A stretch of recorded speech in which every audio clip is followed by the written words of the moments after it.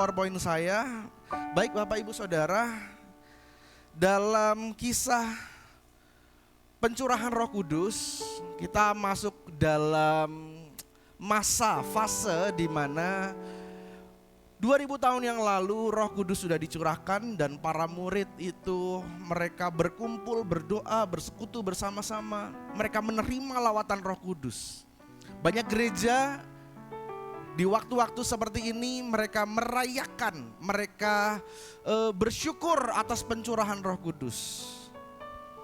Kisah banyak sekali gereja-gereja yang mulai berkhotbah tentang kisah para rasul, di mana para murid itu mulai mendapatkan bahasa lidah begitu ya. Dan kita akan sama-sama belajar juga sesuatu hal yang menarik. Dan kita akan mengaitkan dengan tema pemuritan kita, tema tahunan kita yaitu pemuritan. Judul firman Tuhan pagi hari ini adalah Unfinished Discipleship atau pemuritan yang belum selesai. Coba sama-sama katakan, pemuritan belum selesai. 1, 2, 3. Iya, proses pemuritan belum selesai.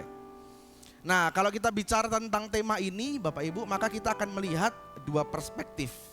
Saat kita bicara tentang pemuritan, maka perspektifnya itu selalu dua, yaitu kita sebagai murid yang dimuridkan dan juga kita sebagai mentor yang memuridkan.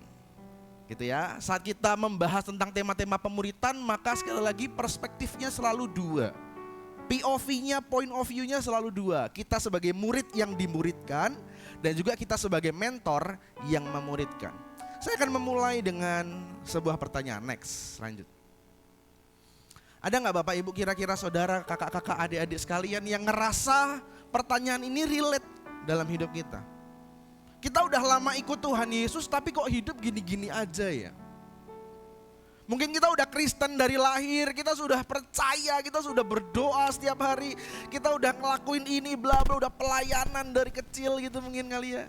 Udah kenal Tuhan Yesus dari lama tapi hidup kok rasanya gini-gini aja ya, masih gampang tersinggung. Masih susah untuk mengampuni, masih haus akan pengakuan, haus akan validasi.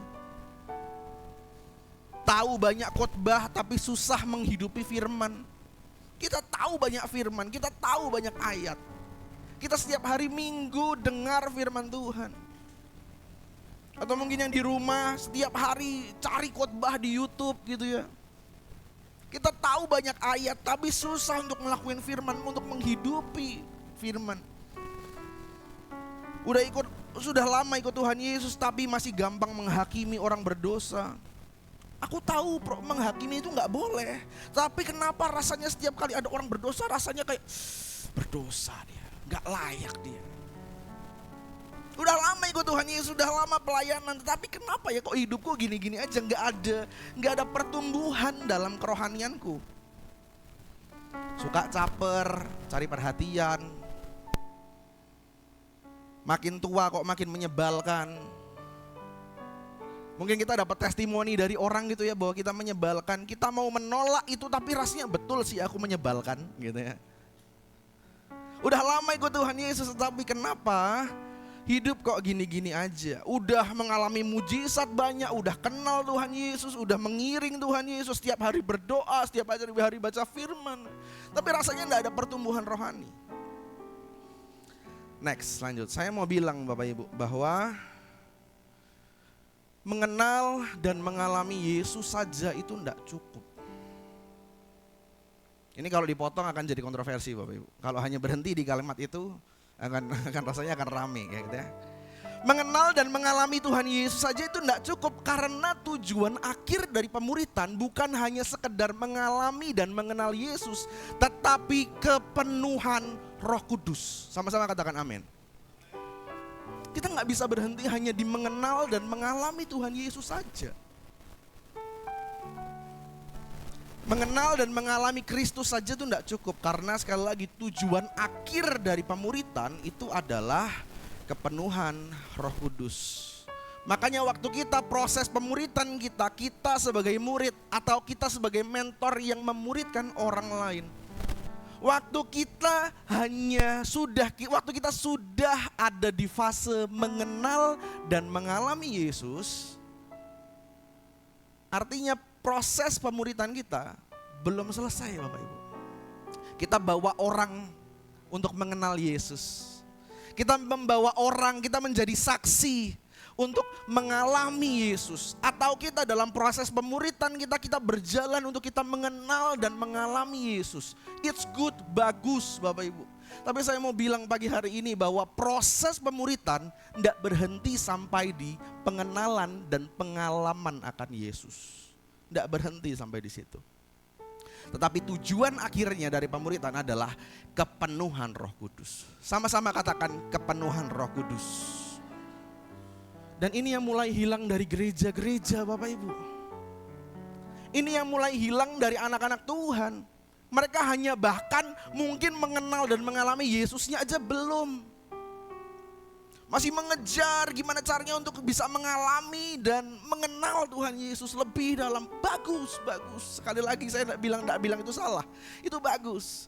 Tetapi sekali lagi proses pemuritan tujuan akhirnya bukan hanya mengenal dan mengalami Yesus saja.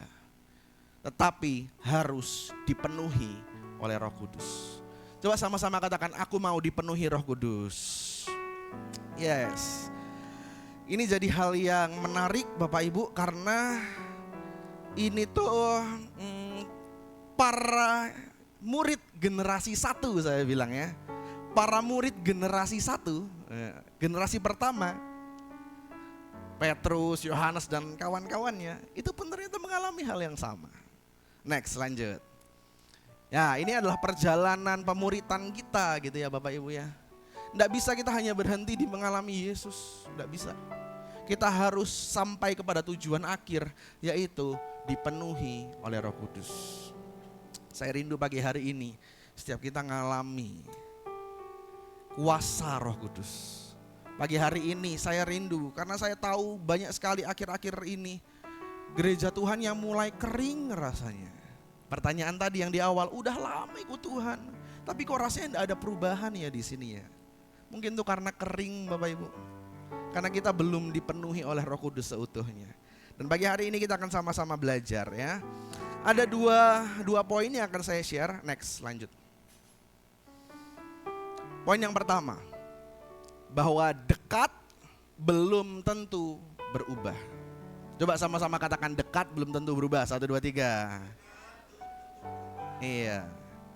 Kita akan melihat bahwa kisah-kisah di dalam kitab Injil, para murid itu dekatnya minta ampun sama Tuhan Yesus. Next, lanjut. Ini adalah kisah-kisah, cerita-cerita waktu Tuhan Yesus belum naik ke surga dan Roh Kudus belum dicurahkan. Kita ngelihat nih para murid tuh kayak gini Bapak Ibu. Padahal mereka dekat sama Tuhan Yesus. Ada yang emosional. Ketika dua muridnya yaitu Yakobus dan Yohanes melihat hal itu, mereka berkata, Tuhan, apakah engkau mau supaya kami menyuruh api turun dari langit untuk membinasakan mereka? Jadi ini ceritanya Tuhan Yesus ditolak. Ditolak di satu desa, di satu daerah Tuhan Yesus ditolak. Para murid-muridnya jengkel, kenapa orang-orang ini menolak guruku? Wah, membela gitu ya, membela gurunya, membela Tuhannya. Mereka emosional sekali. Yohanes dan Yakobus berpikir untuk kita musnahkan aja ini satu daerah ini. Wah, kita genosida aja nih sekalian, hancurin gitu ya. Dan yang menariknya adalah mereka merasa punya kuasa, sok punya kuasa Bapak Ibu ya.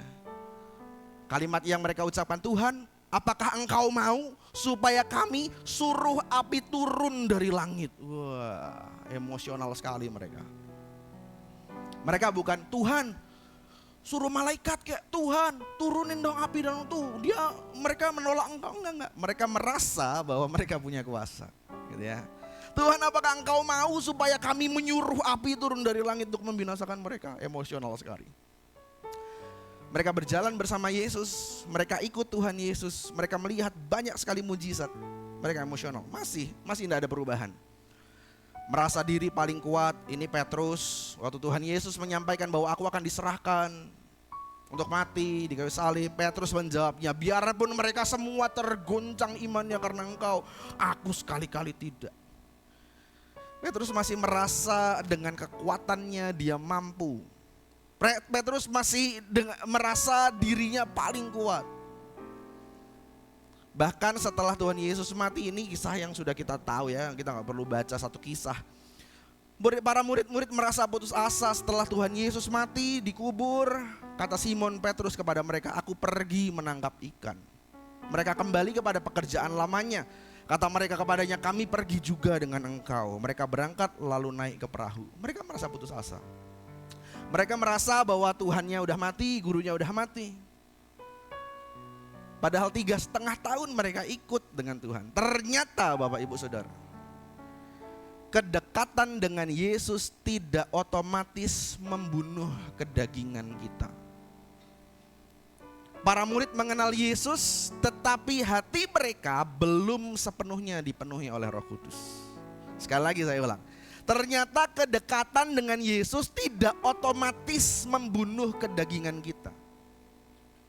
Mereka setiap hari mendengar khotbah terbaik yang pernah ada di dunia, Bapak Ibu.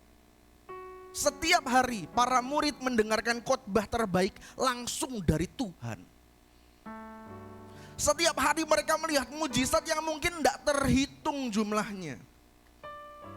Bahkan setiap hari mereka hidup, tinggal, berjalan bersama Allah itu sendiri. Kurang apa? Tetapi faktanya mereka masih manusiawi. Luar biasanya mereka ya.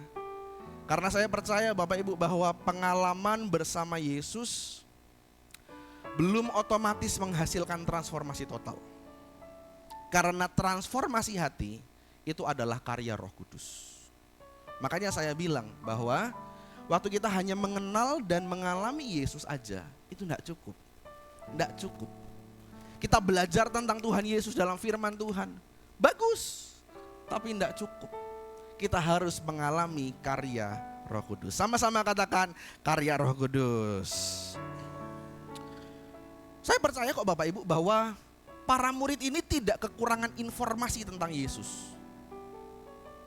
Para murid tidak kekurangan informasi tentang Yesus, tetapi mereka belum mengalami transformasi dari Roh Kudus. Sekali lagi, para murid tidak kekurangan informasi tentang Yesus, tetapi mereka tidak mengalami transformasi dari Roh Kudus. Gitu ya. Sekali lagi Bapak Ibu, saya kaitkan dengan pertanyaan tadi di awal bahwa mungkin seringkali kita merasa hidup kok gini-gini aja karena kita belum dipenuhi oleh Roh Kudus seutuhnya. Kita mau ada perubahan, rasanya ganjel, kenapa kok hidupku gini-gini aja ya. Kita rindu ada perubahan, kita rindu ada lawatan kita terjadi gitu ya. Untuk itu yuk mari sama-sama kita minta untuk dipenuhi oleh Roh Kudus. Next, lanjut. Perbandingannya ini adalah yang terjadi ketika Roh Kudus sudah dicurahkan. Ini yang terjadi ketika Roh Kudus sudah dicurahkan. Yohanes dari yang sangat emosional, mau menghabisi satu daerah gitu ya, satu kota. Tiba-tiba dia berubah menjadi penuh kasih setelah proses pencurahan Roh Kudus. Saudara-saudaraku yang kekasih, marilah kita saling mengasihi. Sebab kasih itu berasal dari Allah dan setiap orang yang mengasihi lahir dari Allah dan mengenal Allah. Rasul Yohanes dikenal sebagai rasul kasih. Dalam pelayanannya, dalam penginjilannya dia dikenal sebagai rasul kasih. Beda banget sama waktu Roh Kudus belum dicurahkan Bapak Ibu. Beda banget. Selama ini kita melihat mungkin yang paling bermasalah itu cuma Petrus dan Yudas Iskariot. Betul ya Bapak Ibu ya? Selama ini kita hanya menjadikan dua contoh murid ini murid yang buruk. Petrus dan Yudas Iskariot. Tapi faktanya semua murid Yesus problematik. Semua murid Yesus punya masalah bikin owner masing-masing Bapak Ibu. Kita hanya fokus kepada Petrus aja. Kasihan Petrus Bapak Ibu ya. Disalahin terus. Bahas terus masa lalunya, ya kan? Bapak Ibu juga kalau pasangan suami istri pacaran itu kan dibahas terus masa lalunya kan bete ya kan. Biasanya ibu-ibu tuh kan kayak udah oke, maafin suami, oke, istri mengampuni suami, oke, laki-laki diampuni oleh si wanitanya. Nanti berapa tahun ke depan ada masalah disinggung lagi. Nah, itu Itu yang kita lakukan kepada Petrus hari-hari ini Bapak Ibu. Ya. Menyinggung masa lalunya Petrus terus-terusannya. Kasihan Petrus Bapak Ibu, kasihan. Dia nggak di atas, nggak di surga nggak ada air mata ya. Tapi kayak kesel mungkin kali ya. Gitu. Siapa sih yang nulis cerita tentang aku gitu kali Petrus kali ya gitu kan. Yang kita lihat hanya Petrus dan Yudas Iskariot aja yang jadi contoh murid buruk. Padahal faktanya semua murid Yesus problematik. Semua murid Yesus bikin onar masing-masing. Yohanes salah satunya. Bahkan kita seringkali mengkaitkan Yohanes ini sebagai murid yang paling dikasihi Yesus. Nempel tuh status murid yang dikasihi Yesus. Padahal dia menyebut dirinya sendiri gitu. Itu bukan pengakuan dari orang lain tuh. Yohanes menyebut dirinya, aku adalah murid yang paling dikasihi oleh Tuhan Yesus.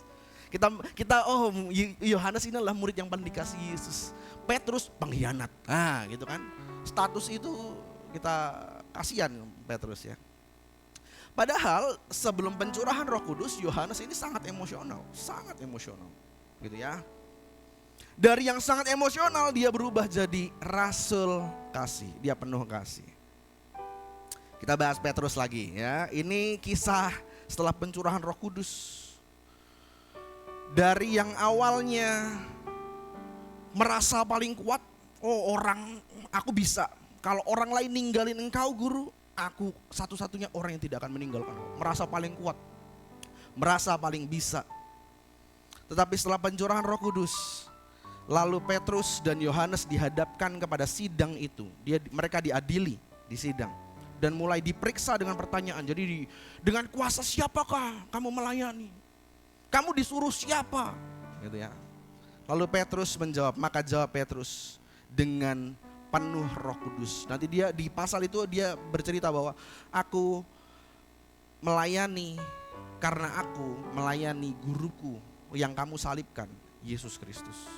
Dia tidak mengandalkan kekuatannya lagi, tetapi dengan kekuatan Roh Kudus. Para murid dari yang sebelum pencurahan Roh Kudus mereka kembali ke pekerjaan lama. Mereka merasa putus asa, mereka merasa nggak punya pengharapan. Setelah pencurahan Roh Kudus, maka bangkitlah Petrus berdiri dengan ke-11 rasul itu. Dan dengan suara nyaring ia berkata kepada mereka dan mulai berkhotbah bla bla bla. Para murid jadi punya pengharapan untuk jadi saksi. Kuncinya Bapak Ibu, kuncinya adalah dipenuhi Roh Kudus. Sama-sama katakan dipenuhi Roh Kudus. Next, lanjut. Kita baca sama-sama ya, 1, 2, 3. Pengenalan dan pengalaman akan Kristus hanyalah langkah awal untuk transformasi hati. Karena transformasi hati hanya terjadi lewat karya Roh Kudus. Makanya Bapak Ibu saudara, kakak-kakak, adik-adik, yang dimana waktu kita menempatkan diri sebagai mentor yang memuridkan orang, pengen mereka berubah, bukan hanya sekedar bawa mereka kepada Yesus. Bagus, itu bagus. Tapi bawa mereka kepada Yesus ini hanyalah langkah awal. Tetapi bawa mereka untuk mengalami dan dipenuhi oleh Roh Kudus. Karena transformasi hati itu hanya terjadi lewat karya Roh Kudus. Waktu kita ngerasa stuck, kita ngerasa hidupku gini-gini terus. Rasanya aku udah melayani, aku udah berdoa setiap hari, aku udah baca firman setiap hari. Rasanya aku udah kenal Tuhan Yesus. Aku udah punya banyak informasi tentang Yesus. Yuk mari sama-sama alami dan dipenuhi oleh Roh Kudus. Dipenuhi oleh Roh Kudus. Saya rindu Bapak Ibu Saudara, gereja Tuhan di akhir zaman menanti kedatangan Tuhan Yesus yang kedua. Setiap gereja Tuhan dipenuhi oleh Roh Kudus. Enggak pandang dari denominasi apa, enggak pandang dari gereja mana, enggak. Tapi gereja bicara tentang saya dan saudara. Setiap kita dipenuhi oleh Roh Kudus. Dipenuhi oleh Roh Kudus. Next, lanjut. Nanti di bagian yang kedua ini saya mau minta tolong Bu Gembala untuk cerita tentang kisah di Rerer. Ya, kisah di Rerer. Ya, kisah bagaimana Tuhan melawat. Leilam. Poin yang kedua. Kita baca bersama-sama. Dipenuhi Roh Kudus adalah kerinduan Yesus. 1, 2, 3. Ya. Bahwa sebenarnya waktu kita mengalami Roh Kudus, kita dipenuhi oleh Roh Kudus, lantas bukan Tuhan Yesus cemburu sama Roh Kudus, gitu ya. Enggak, tapi justru ini adalah kerinduan dari Tuhan Yesus. Next, lanjut. Ini adalah ayat yang paling terkenal kalau kita membaca tentang pencurahan Roh Kudus. Ayat yang paling selalu kita bahas, gereja banyak bahas waktu kita bicara tentang pencurahan Roh Kudus.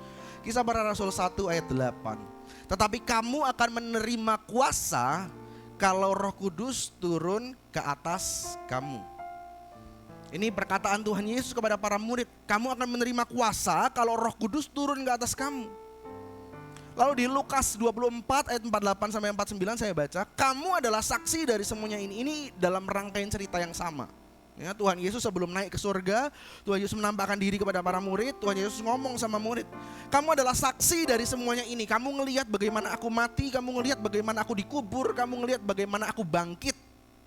Kamu saksi dari semuanya ini. Dan aku akan mengirim kepadamu apa yang dijanjikan Bapakku. Ini penting. Tetapi kamu harus tinggal di dalam kota ini sampai kamu diperlengkapi dengan kekuasaan dari tempat tinggi. Kamu harus stay di sini sampai kamu menerima kuasa Roh Kudus. Seolah-olah tuh Tuhan bilang gini sama para murid. Aku akan naik ke surga. Aku gak akan lagi ada bareng-bareng sama kamu, tapi kalian tetap harus menjalankan pelayanan ini. Tetapi kamu harus tunggu di sini sampai Roh Kudus turun ke atas kamu.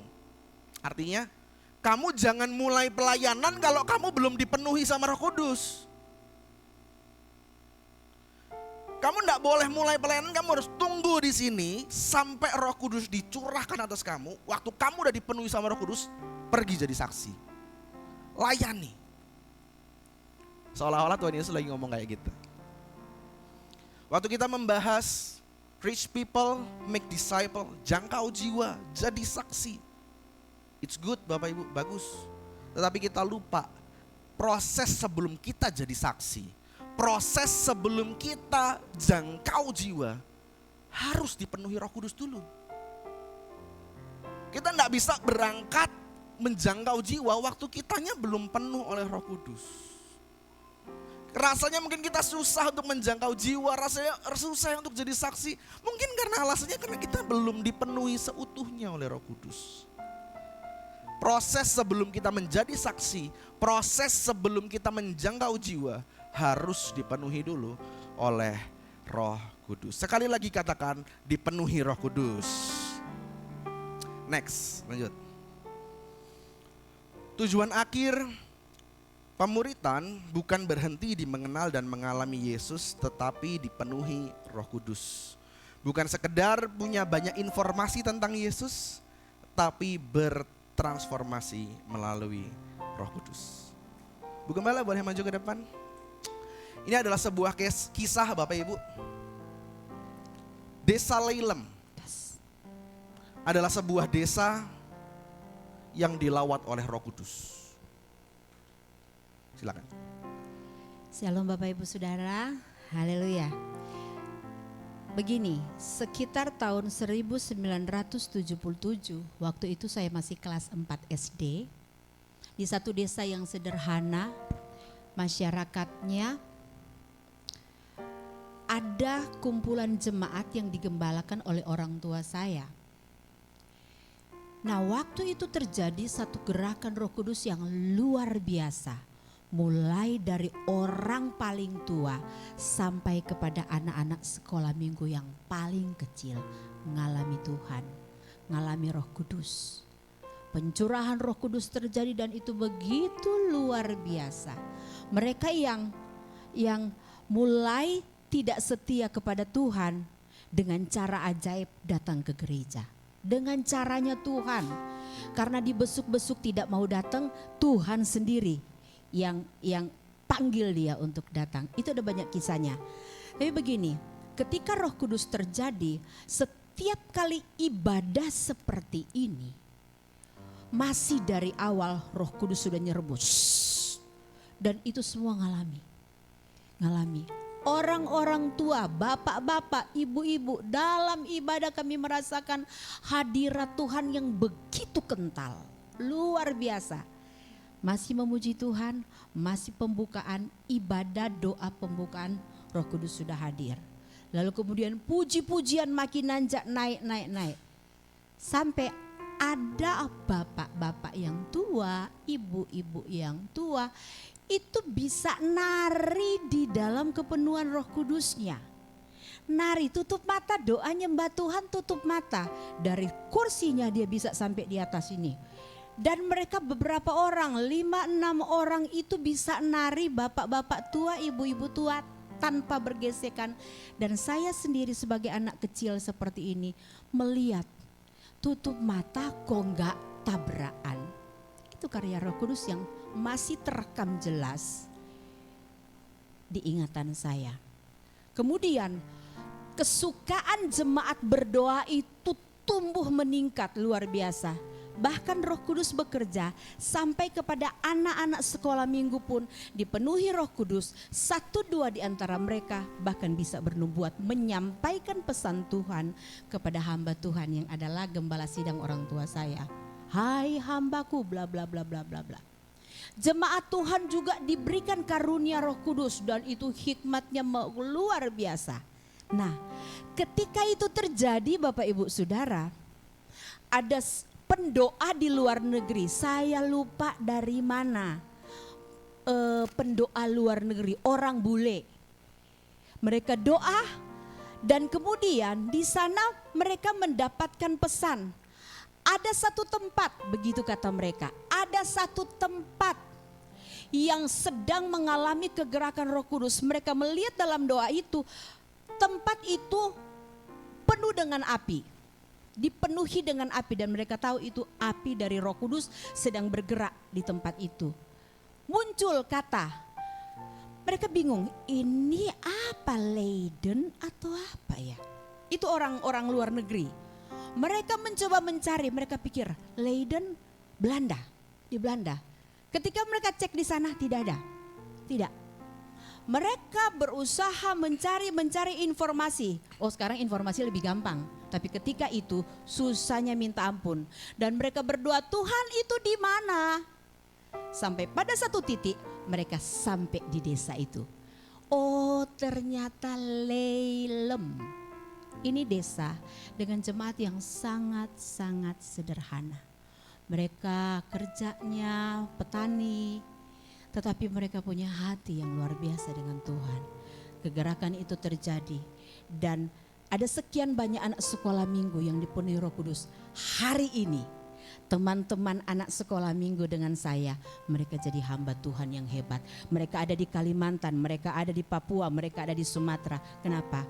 Roh Kudus berkarya. Amin. Kasih tepuk tangan untuk Tuhan Yesus dan Roh Kudus Bapak Ibu Saudara. Yes. Nanti sore coba saya kira-kira siapa yang masih yang jadi saksi kegerakan tahun 99 di tempat ini? Siapa jemaat di tempat ini?